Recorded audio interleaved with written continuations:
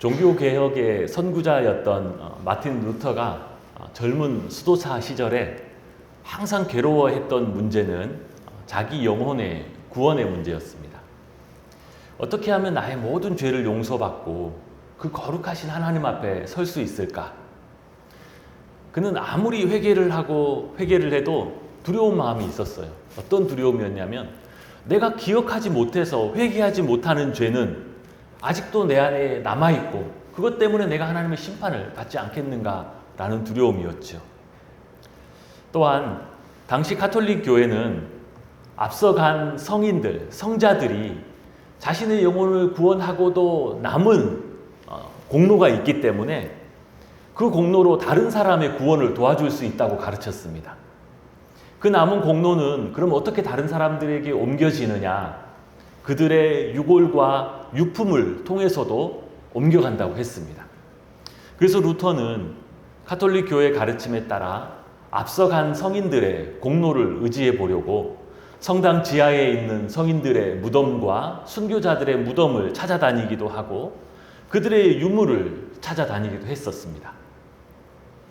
또한 루터는 엄격한 육체적 훈련과 고행을 통해서도 구원의 길을 나갈 수 있다라고 가톨릭 교회에 가르치던 가르침에 의지하여서 당시 수도원에서 새벽 2시부터 저녁 8시까지 이어지는 훈련, 오직 기도와 회개와 미사 예배를 드리는 훈련을 받았습니다. 새벽 2시부터 저녁 8시면 몇 시간인가요? 하루에 18시간인가요? 그는 죄사함을 얻기 위해서 수시로 금식하고 겨울에도 냉방에서 자면서 이불을 덮지 않고 자고 또 로마 라테란 성당의 계단을 무릎으로 기어 오르면서 피멍이 든 무릎으로 계단 하나씩을 오를 때마다 그 계단 바닥에 입을 맞추면서 고행을 했었습니다. 그리고도 그런 수도사 생활을 하면서도 루터는 때로 하루에 6시간씩 회개 기도를 했다고 합니다. 여러분, 수도원에서 사는 사람이 하루 6시간씩이나 회개할 죄가 뭐 그리 있겠습니까? 그럼에도 루터의 마음 속에서는 심판하시는 하나님과 지옥 형벌에 대한 두려움 때문에 단 한 번도 자기 마음속에 평안이 없었다라고 했습니다. 왜냐하면 루터에게 그에게 있어서 하나님은 어떤 분이셨는가 하면 진노하시고 벌을 주시는 무서운 심판자였기 때문이었습니다. 여러분에게 하나님은 어떤 분이신가요? 어떤 분은 루터처럼 심판하시고 벌 주시는 하나님을 섬기는 분들이 있습니다. 그분에게 하나님은 늘 심판하고 벌 주시는 분이에요. 어떤 분은 하나님이 그에게 늘 자기를 감시하고 늘 선행을 강요하고 도덕적인 의무를 강요하는 분으로 섬깁니다. 그래서 하나님 앞에 나아가려고만 하면 내가 착한 일을 했던가 이것만 중요하고 그것을 행하지 못하면 두려운 것이죠. 어떤 분은 하나님을 이렇게도 생각합니다. 하나님은 내가 하고 싶은 것을 못하게 하고 내가 좋아하는 것을 빼앗아가는 분이시다. 술도 하지 마라, 담배도 하지 마라, 뭐도 하지 마라, 뭐도 하지 마라. 내가 좋아할 만한 거는 다 항상 못하게 하시고 금하시고 또 내가 붙들고 있을 만한 거는 다 내놓으라고 하시는 내 것을 빼앗아가시는 분이십니다. 그러니 하나님이 싫지요. 하나님이 싫은데 그분이 능력이 있으시고 그분이 심판자이시기 때문에 어쩔 수 없이 떠나지도 못하고 끌려다니는 신앙 생활만 하게 되는 것입니다. 사단이 우리를 속이는 것 중에 가장 큰 것은 하나님에 관한 것입니다. 사단은 에덴 동산에서부터 우리를 속였습니다. 하나님은 너희의 행복을 원치 않아. 하나님은 너희를 속이고 있어. 너희가 저 선악과를 먹으면 눈이 밝아 하나님처럼 될 것인데 그것이 얼마나 좋고 얼마나 대단하겠어. 그런데 하나님은 그걸 싫어하셔. 그래서 너희에게 거짓말을 한 거야. 저 선악과를 먹는 날은 죽을 거라고 그랬지. 거 봐. 처음부터 사단은 하나님을 거짓으로 소개하고 그분을 가리우는 역할을 우리에게 했고 우리는 그 유혹에 넘어갔죠. 사단은 그렇게 생명과 은혜의 하나님, 사랑의 하나님, 진짜 하나님의 모습을 가리우고 감추고 거짓으로 우리에게 하나님에 대한 잘못된 선입관을 심어주었습니다. 인간은 거기에서 걸려 넘어졌지요. 그리고 그 사단은 지금도 수많은, 심지어 하나님의 백성들에게도 하나님에 대한 잘못된 선입관들을 심어주고 있습니다. 놀라운 것은 지금까지도 그 사단의 거짓말이 아주 잘 통하고 있다는 것입니다. 우리는 사단과 이 세상이 왜곡시킨 하나님의 모습이 아니라, 우리의 경험과 제한된 지식으로 어그러진 하나님의 모습이 아니라, 하나님께서 친히 당신의 말씀을 통해서 우리에게 소개해 주시는 그 참 하나님을 대면해야 할 줄 믿습니다. 그러고 나서야 우리는 비로소 그 하나님과 제대로 된 관계를 시작할 수 있습니다. 하나님이 원하시는 참된 생명의 관계, 사랑과 은혜의 친밀한 관계를 회복하게 됩니다. 바라기는 그 하나님과 이 은혜의 관계, 친밀한 관계가 다 회복되시기를 주님의 이름으로 축복합니다. 우리는 지난주에 하나님께서 이 세상을 창조하실 때 처음부터 우리 인간을 그 무엇과도 비교할 수 없는 존귀한 존재로 만드셨다는 것을 말씀을 통해서 보았습니다. 하나님은 모든 동물들을 다 그 모양대로, 그 종류대로 만드셨지만 사람만큼은 사람의 모양대로 사람처럼 만드시지 않으시고 하나님처럼 만들었다고 했습니다. 그것을 성경은 사람을 하나님의 모양과 하나님의 형상을 따라 지었다라고 기록하고 있습니다. 하나님께서 우리를 그렇게 하나님처럼 만드신 이유는 하나님께서 우리를 사랑하시고 우리와 교제하기를 원하셨기 때문입니다. 그렇게 우리를 존귀한 존재로 만드신 하나님은 창조주이신 당신과 피조물인 우리 인간 사이의 관계, 하나님이 원하시는 그 관계를 우리 인간에게 설명하기 위해서 무던히 애를 쓰셨습니다. 성경 곳곳에 보면 하나님은 당신을 여러 가지 인간의 비유와 관계들로 우리에게 설명해 주죠. 그 여러 수없이 많은 비유 중에 가장 아름답고 복된 관계의 비유를 꼽아보라 하면 아버지와 아들의 관계, 또는 신랑과 신부의 관계, 이런 관계들로 우리가 성경에서 볼 수 있습니다. 성경은 구약 신명기에서부터 하나님과 당신의 백성의 관계를 이렇게 말해줍니다. 신명기 32장 6절입니다. 어리석고 지혜 없는 백성아, 여호와께 이같이 보답하느냐? 그는 내 아버지시요 너를 지으신 이가 아니시냐? 그가 너를 만드시고 너를 세우셨도다. 어리석고 지혜 없는 백성아, 그는 내 아버지이시다. 지금 하나님을 떠나고 하나님 앞에 돌아오지 않으려고 하는 그들을 향하여서 모세는 그는 내 아버지가 아니냐라고 가르치고 있습니다. 또한 이사야 선지자는 하나님의 백성 이스라엘의 편에 서서 하나님을 이렇게 부릅니다. 이사야 64장 8절인데요. 그러나 여호와여, 이제 주는 우리 아버지시니이다. 우리는 진흙이요 주는 토기장이시니 우리는 다 주의 손으로 지으신 것이니이다.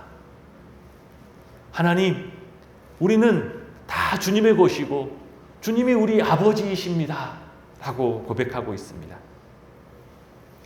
구약 성경에서 이렇게 분명히 하나님이 우리의 아버지이시다라고 알려주셨음에도 불구하고 예수님 당시의 유대인들은 그 누구도 하나님을 아버지라고 부르지 않았습니다.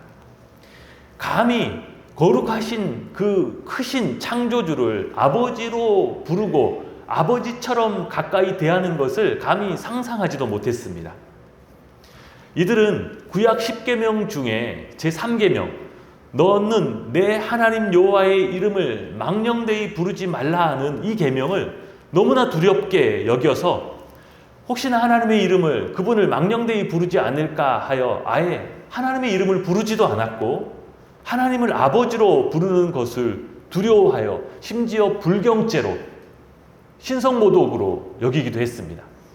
실제로 예수님이 하나님을 아버지로 부를 때 바리새인과 서기관들이 예수님을 향하여 신성모독이라고 정죄한 적이 있었지요. 신약학자인 요야킴 예레미야스는 예수님 당시에 남겨진 수많은 유대 문헌들을 모아서 연구해 본 결과 하나님을 아버지라고 부르고 아버지라고 불렀다라는 기록이 남아있는 것은 당시 예수님 외에는 없었다라고 합니다. 예수님처럼 기도 시간에 하나님을 아바 아버지라고 부르고 또 예수님처럼 자기를 따르는 제자들에게도 하나님은 너의 아버지이시다, 아버지 앞에 나아가는 것이다 라고 가르쳐 주신 분도 없었다라고 그는 결론 냈습니다. 성경은 우리가 어떻게 하나님의 아버지가 하나님의 자녀가 되는지 요한복음 1장 12절에서 이렇게 가르쳐 줍니다. 영접하는 자, 곧 그 이름을 믿는 자들에게는 하나님의 자녀가 되는 권세를 주셨으니, 우리가 그리스도를 내 삶의 주님으로 믿고 우리의 마음에 그분을 받아들일 때, 영접할 때 마치 집안의 손님을 받아들여 영접하는 것처럼 그분을 내 마음의 주님으로 영접해 모셔드릴 때 우리가 하나님의 자녀가 되는 그 일이 일어난다고 합니다. 여기서 믿는 자, 영접하는 자의 의미는 과거에 이루어진 사실을 수용하고 받아들인다라는 의미를 넘어서 지금 현재 그분을 내 삶의 주인으로 모셔드린다는 의미입니다. 나아가 갈라디아서 4장 6절 말씀은 우리가 주님을 영접할 때 하나님께서 성령을 우리 마음속에 보내사 이런 일들을 행하신다라고 기록합니다. 너희가 아들임으로 하나님이 그 아들의 영을 우리 마음 가운데 보내사 아빠, 아버지라 부르게 하셨느니라. 우리가 그리스도를 주님으로 영접하는 순간 하나님의 성령이 우리의 마음 가운데 거하게 되시는데, 성령이 우리의 마음 가운데 오셔서 하시는 첫 번째 일이 하나님을 아버지라 부르게 하는 일입니다. 전에는 하나님을 아버지라고 부르지 못했습니다. 그런데 성령이 우리 가운데 오셔서 우리의 마음에 변화가 생기는데 그때 우리 안에서 일어나는 일이 하나님을 아버지, 아빠, 아버지라고 부르게 됩니다. 단지 억지로 입술로만 아버지라고 하는 것이 아니라 이제는 마음으로 하나님을 아버지로 섬기게 합니다. 우리는 하나님을 아버지라고 부르는 기도나 표현을 너무 자주 듣고 사용해 왔기 때문에 이것이 대수롭지 않은 것처럼 누구나 하나님을 그냥 아버지라고 부르면 되는 거 아니야? 라고 생각하지만 사실 하나님을 아버지라고 부르는 변화는 우리 영혼 안에서 일어나는, 구원받은 백성들 안에서만 일어나는 굉장히 중대한 변화입니다. 여러분 한번 이렇게 반문해 보겠습니다. 여러분 지금까지 일평생을 살아오시면서 혹시 여러분의 진짜 아버지가 아닌 사람을 향하여서 아버지라고 불러본 적이 있습니까? 아마 단 한 번도 없을 것입니다. 그게 안 되죠. 여러분 동네 조그만 꼬마들도 그거는 압니다. 아무리 단 거 사탕 좋아하는 꼬마들도 그 앞에 가서 사탕 눈앞에 아른아른거리면서 나한테 아빠라고 한 번만 불러봐. 아무리 사탕이 먹고 싶어도요, 그 조그만 아이도 한참을 째려보더니 아빠 아니야. 아무리 사탕이 먹고 싶어도 아빠가 아닌 것은 아닌 겁니다. 그 조그만 아이도 아빠가 아닌 사람을 아버지라고 부를 수가 없어요. 그만큼 누군가를 아버지라고 부르는 것은 결코 쉬운 일이 아닙니다. 그런데 성령이, 그 아들의 영이 우리 가운데 오셔서 그 일을 행하십니다. 그것이 구원받은 우리가 하나님과 맺게 되는 아버지와 아들의 관계의 첫 시작점이에요. 정말로 아버지를 아버지라 부르게 하고 또 그분의 자녀의 신분으로 우리를 세워주십니다.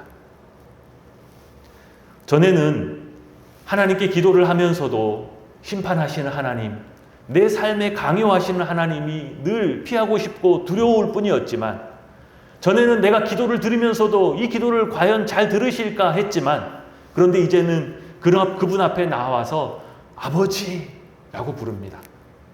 이제는 아버지라고 부르면 마음에 감동이 있습니다. 고난과 고통 가운데 그분 앞에 나와서 아버지라고 부르면 아버지라고 부르는 것만으로도 내 마음에 눈물이 흐릅니다. 아버지, 아버지, 아버지 아시지요? 아버지 그렇게만 해도 하나님께 드려지는 기도가 되는 것이지요. 그런데 우리가 하나님 아버지의 은혜 안으로 들어가는데 한 가지 현실적인 어려움이 있을 수 있습니다. 그것은 우리가 그동안 지내오면서 우리 육체의 아버지 때문에 받은 상처와 아픈 기억입니다. 육체의 아버지에게 너무나 큰 상처를 받은 경우에 하나님을 아버지라고 하면 나도 모르게 하나님 아버지와 나에게 상처를 준 내 육신의 아버지가 함께 겹쳐 보이기 시작합니다. TV 프로그램 중에 간증 프로그램인 새롭게 하소서에 어떤 목사님이, 지금은 목사님이 되었습니다. 근데 그분이 간증하기를 자기 어린 시절에 아버지가 다른 여자와 다른 살림을 차리고 어머니와 자기를 버리고 떠났다고 합니다. 그 후에 그 목사님은 어린 시절 내내 말로 못하는 엄마의 고생과 고통을 보면서 자랐습니다. 엄마와 자기 자신을 고통 속으로 몰아넣은 그 아버지에 대한 원망과 분노가 그의 성장기 사춘기를 지내는 동안 내내 자기 마음속에 더 크게 자라났어요. 이 목사님이 나중에 자기 친구의 전도로 교회에 나가게 되었는데, 그래서 기독교인이 되었는데 정말 한동안에는 하나님을 결코 아버지로 부르지 않았다고 합니다. 다른 건 다 좋아요. 사랑의 하나님 너무 좋아요. 능력의 하나님도 좋고 거룩하신 하나님 다 좋습니다. 그런데 아버지 하나님 하면 딱 마음이 닫혀버려요. 하나님과 자기의 육신의 아버지가 딱 오버랩되어 겹치면서 하나도 믿어지지 않는 것입니다. 하나님이 나를 지키신다고? 아버지가 그런 존재였어? 하나님 아버지가 나를 사랑하시고 끝까지 나를 책임지신다고? 모든 말들이 믿어지지가 않는 거예요. 왜냐하면 자기의 인생에서 아버지는 무책임하고 자기를 버리고 고통 속에 방치한 그런 분이셨거든요.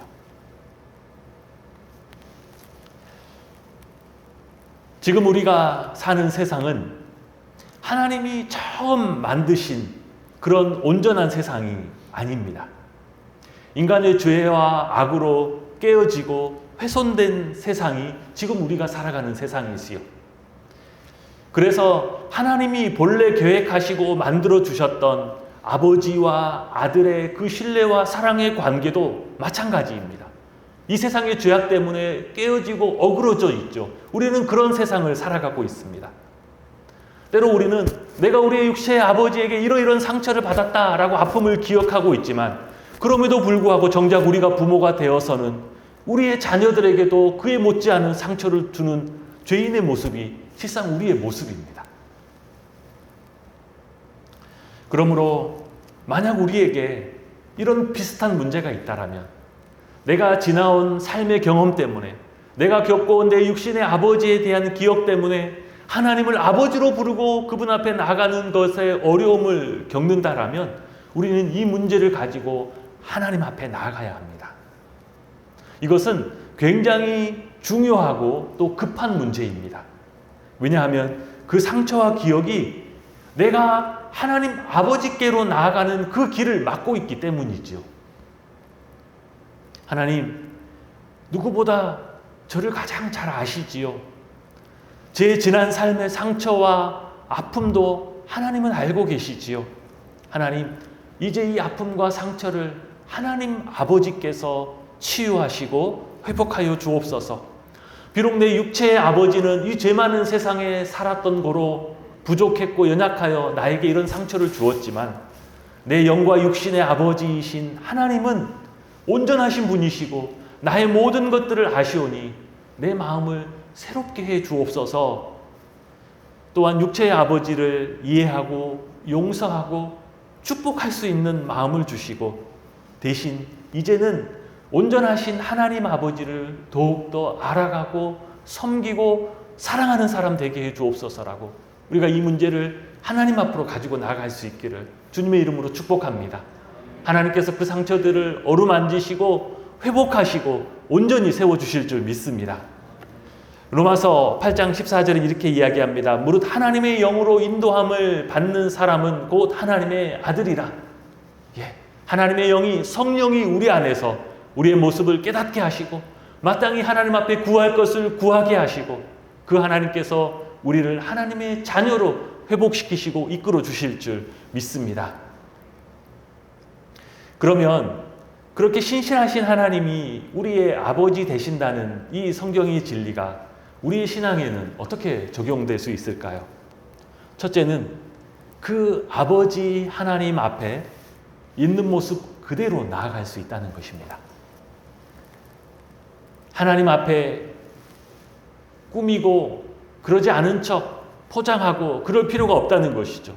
왜냐하면 그분은 우리의 아버지이시고 그분은 이미 그 누구보다 심지어 나 자신보다 나를 더 잘 알고 계시기 때문입니다. 믿음으로 살아보려고 하는 참 선한 양심을 가진 그리스도인들 중에서 그 믿음대로 자기의 삶을 살아내지 못하는 것에 대하여 낙심하고 때로 주저앉는 분들이 의외로 많습니다. 내가 받은 은혜가 있고 그래서 하나님의 기대대로 내 삶을 정말 하나님의 뜻대로 거룩하게 살아보려고 하지만 내 안에 있는 죄성과 내가 온전치 못한 부분들을 하나님 앞에 버리려고 하지만 노력함에도 불구하고 번번이 이전에 넘어지던 것에 똑같이 넘어지는 자신의 모습, 이전에 빠졌던 죄에도 또 똑같이 결국 빠지고 마는 자신의 모습을 보면서 실망하고 허물어지는 나는 왜 안 되는가? 나는 안 되는 것인가? 과연 나는 하나님의 구원받은 백성이 맞는가? 이런 생각까지 이르게 되고 자신의 신앙이 침체에 빠지는 분들이 의외로 많습니다. 자신의 신앙을 보면 잠시 은혜를 받을 때는 앞으로 나아가는 것 같다가 한 번씩 무너질 때마다 또다시 똑같은 죄로 넘어질 때마다 결국 제자리로 돌아오는 것 같은 자신의 모습을 발견하기 때문이지요. 그런 어려움을 반복해서 몇 차례 겪고 나면 보통 사람들이 두 가지 중에 한 가지를 선택합니다. 첫 번째는 위선적인 모습을 갖는 것이죠. 거룩하게 살지는 못하는데 그것이 나의 삶이라는 것도 아는데 그렇지 않은 척 하는 것입니다. 교회에서 나를 그리스도인으로 알고 있는 사람들 앞에서 나는 그렇지 않은 척 하는 것이죠. 나는 하나님의 뜻대로 잘 살고 있는 척하고 나를 포장하고 스스로를 속이고 사람들을 속이는 방법을 취하는 것입니다. 두 번째는 자포자기해 버리는 것입니다. 어차피 안 되잖아. 당신들도 다 안 되잖아. 위선 떨지 마. 우리는 다 똑같아. 다 안 돼. 다 죄인이야. 예수 믿어도 안 되는 것은 안 되더라고. 이렇게 그냥 자포자기하고 주저앉아 버리는 모습이죠. 어떻게든 자기가 나아갈 수 있는 탈출구를 찾지 못하면 견디지 못하기 때문에 위선의 모습을 갖던가 아니면 자포자기해 버리는 모습으로 나아가게 됩니다. 어떤 길을 취하든지 그 사람의 마음속에는 말할 수 없는 고통과 괴로움이 있지요. 하나님은 아실 텐데 나는 이럴 수밖에 없구나라는 고통이 있습니다.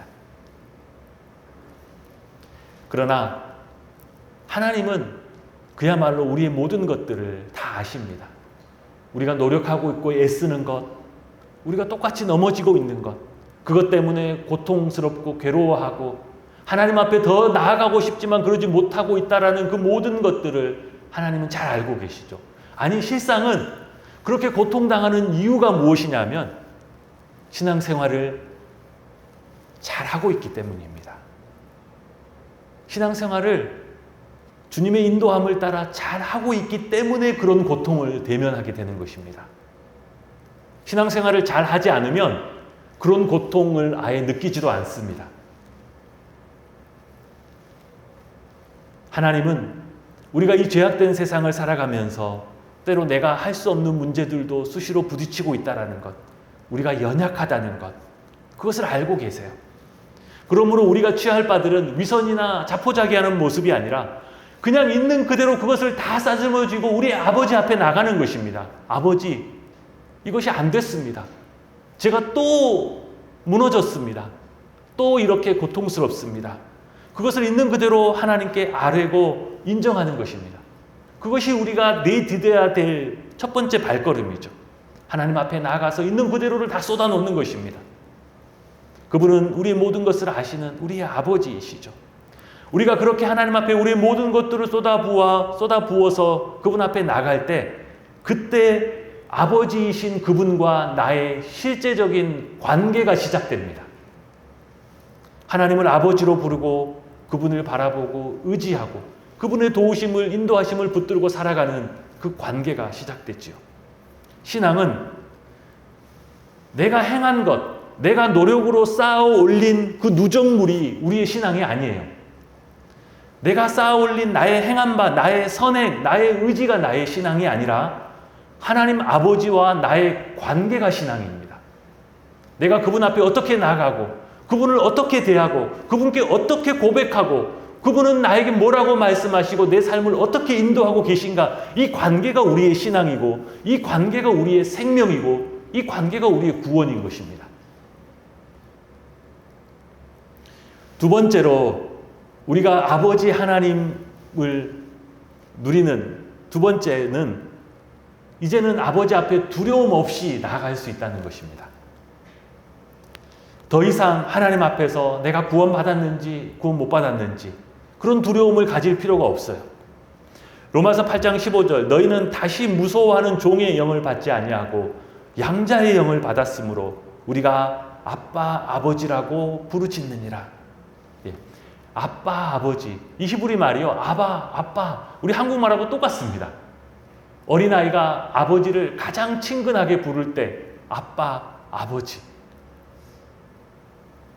우리도 때로 여전히 죄의 영향력 아래에서 살아갑니다. 어떤 사람은 죄를 지으면 두려움으로 자기가 또다시 그 죄값으로 벌을 받고 지옥에 갈까 봐 그 두려움으로 하나님 앞에 나와 회개를 합니다. 여러분, 구원받은 성도가 다시 죄를 지으면 그 죄에 해당하는 심판을 받고 지옥에 가는 게 맞을까요? 대단히 예민한 질문일 수도 있습니다. 예수 믿고 그 십자가를 붙들고 의지할 때 모든 죄가 용서받았다라고 했잖아요. 심지어 우리가 이전에 또 지금의 우리의 모습에서도, 심지어 혹시나 우리가 이 미래에 짓게 될 그 어떤 죄에 대해서도 우리가 완전히 다 용서받고 하나님 앞에 의인으로 구원받았다라고 하는 것이 우리의 믿음이잖아요. 그런데 그런 우리가 또다시 죄로 넘어지고 죄를 범하게 되면 그 죄로 심판을 받고 그 죄 때문에 지옥에 가는 일이 있을까요? 그렇지 않습니다. 우리는 구원받은 하나님의 백성은 지은 죄 때문에 또다시 심판받고 지옥에 가는 일은 없습니다. 왜냐하면 이미 예수 그리스도의 십자가로 우리 모든 죄사함과 그 죄의 형벌을 다 해결했기 때문입니다. 그러면 우리가 이제 죄를 지어도 회개할 필요가 없다는 뜻인가? 그것도 아닙니다. 전에는 우리가 죄를 지으면 심판과 형벌의 문제가 생겼습니다. 세상 모든 믿음 안에 있지 않은 사람들이 그 안에 있지요. 그 죄에 해당하는 심판과 형벌의 문제를 그들은 맞닥뜨리게 될 것이고 그것이 그들의 운명입니다.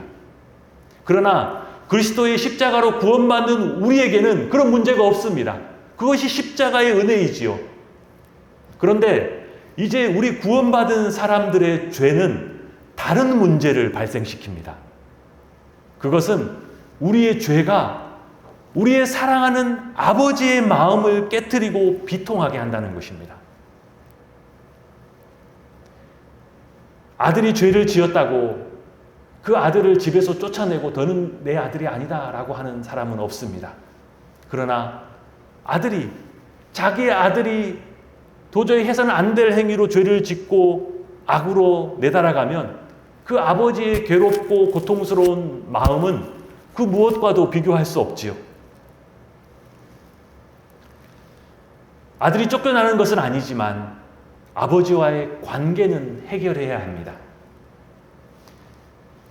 우리가 예수 그리스도의 십자가를 의지하여 구원받은 우리가 죄를 지었을 때 회개하는 이유는 심판이 아니라 하나님의 깨어진 마음과 그분과의 관계입니다. 그것 때문에 우리는 회개를 해야 되는 것이죠. 진짜 아들이라면, 여러분 진짜 아들이고 그분이 진짜 내 아버지라면 자기가 잘못한 것 때문에 자기가 벌받고 야단 맞을 것보다는 나의 행동을 보고 마음이 무너져 내린 아버지의 그 깨어지고 상한 마음 때문에 더 가슴을 쳐야 하는 것입니다. 자기가 야단 맞을 것보다 아버지가 마음 상한 것 때문에 더 크게 그 아버지 앞에 가서 자신의 죄를 고백하고 용서를 구해야 하는 것이죠. 그것이 우리 믿는 자들의 회개입니다. 하나님은 우리를 지옥 형벌로 내던지진 않습니다. 그러나 하나님의 관계가 깨어진 것을 다시 회복하라고 말씀하십니다. 언제 그 아버지와의 관계가 다시 회복되나요? 그 앞에 나아가서 회개할 때입니다. 아버지, 제가 아버지의 뜻과 아버지의 말씀을 저버리고 또 이런 죄를 지었습니다. 하나님, 아버지와의 관계가 다시 회복되게 해 주옵소서. 하나님이 주신 모든 은혜를 다시 회복하여 주옵소서라고 나아가는 우리 모든 성도님들 되시기를 축복합니다. 세 번째는 우리가 하나님을 아버지로 섬길 때 갖게 되는 것이 무엇이냐면 아버지가 우리를 향하여 갖고 계신 기대입니다. 사랑하는 존재에게는 기대가 있지요. 아내를 사랑하는 만큼, 남편을 사랑하는 만큼 서로를 향한 기대가 있습니다. 자식을 사랑하는 만큼 자식의 미래에 대한 기대가 있지요. 자식을 자기 생명보다 사랑하는데 뭐 네가 어떻게 살든 말든 네 알아서 살아야지, 이런 부모가 어디 있겠습니까? 자식이 악의 소굴로 잘못된 길로 사람들의 손가락질 받는 인생이 되어도 상관없다는 부모가 어디 있겠어요? 그 자식을 사랑하는 만큼 자식이 올바른 길로 가고 사람들에게 사랑받고 존경받는 길로 가도록 무엇이든지 하지 않겠습니까? 하나님도 마찬가지입니다. 하나님께서 우리의 아버지 되심으로 이제 그분의 자녀된 우리를 향한 하나님의 기대와 뜻이 있다는 것이죠. 그것은 이제 우리가 죄에서 더 벗어나 더 온전히 주님을 닮아가고 더 온전히 주님의 뜻을 행하는 것입니다. 그것을 에베소서 4장 13절에는 이렇게 말하고 있습니다. 우리가 다 하나님의 아들을 믿는 것과 아는 일에 하나가 되어 온전한 사람을 이루어 그리스도의 장성한 분량이 충만한 데까지 이르리니, 우리가 하나님의 기대대로 어떻게 돼야 되느냐? 예수님을 닮아가서 나중엔 예수님처럼 그리스도의 장성한 분량에 이르기까지 우리가 자라가는 것, 그것이 하나님의 뜻입니다. 이제 구원받았으니 이제는 하나님의 아들이 되어서 심판받을 일이 없다고 하니 이제는 적당히 나 하고 싶은 거 하며 살면서 이렇게 살다가 천국이나 가야 되겠다. 결코 아버지를 알지 못하는 아들의 말이지요. 내 하고 싶은 대로 하면서 천국이나 가야 되겠다. 아버지가 어떤 기대를 갖고 계신지를 깨닫지 못하고 있는 것입니다. 심지어 어떤 사람들은 그것에서 더 나아가서 심판받지 않는다고 하니 이제는 죄를 지어도 상관없겠구나. 구원파 이단이 그런 논리를 설파하지요. 그러나 그 역시 하나님의 마음을 하나도 모르는 것입니다. 사랑하는 자녀를 향한 하나님의 기대와 소원, 그리고 구원의 목적을 전혀 깨닫지 못하는 것입니다. 하나님이 우리의 아버지이십니다. 하나님이 우리의 아버지시다라는 이 성경의 말씀에 우리에게 필요한 것은 그 진리의 말씀을 우리가 받아들이고 그것을 믿고 그 하나님의 약속을 붙들고 살아가는 것입니다. 다시 말하면 하나님께서 우리에게 아무리 은혜로운 관계를 제안하신다 하더라도 우리가 그 약속의 말씀을 믿음으로 받아들이고 그것에 반응하지 못한다라면 여전히 우리는 그 하나님의 은혜, 아버지 되신 그분을 누리지 못하게 됩니다. 여전히 자신의 선입관과 고집에만 갇혀 있게 되는 것이죠. 하나님은 우리에게 내가 너희의 아버지이다, 너희가 나의 사랑받는 자녀다 라고 말씀하고 계십니다. 바라기는 이 하나님의 축복의 약속이 우리의 믿음을 통하여 우리의 삶에서 다 역사하시기를 주님의 이름으로 축복합니다. 그분 앞에 나아갈 때마다 그분을 아버지라고 부르고 내가 그분의 사랑받는 자녀임을 잊지 마시고 그분 앞에 나아갈 때마다 아버지 되신 그분의 은혜를 누리실 수 있기를 다시 한번 축복합니다. 기도하겠습니다. 하나님 아버지 감사합니다. 연약하고 참으로 하나님 앞에 아무것도 내놓을 것이 없는 우리를 택하셔서 사랑받는 자녀로 삼아주시고 아바 아버지라 부르게 하시니 감사합니다. 하나님 약속하신 이 말씀을 믿음으로 붙들고 하나님을 아버지라고 부르며 섬기기를 소원합니다. 우리 안에 있는 모든 잘못된 선입관과 또 이 세상에서 얻었던 우리 모든 상처가 다 치유되고 회복되게 하시고 하나님 우리에게 주신 이 아버지의 크신 사랑과 은혜를 충만히 누리는 우리의 신앙과 우리의 삶이 되게 하여 주옵소서. 예수님의 이름으로 기도합니다. 아멘.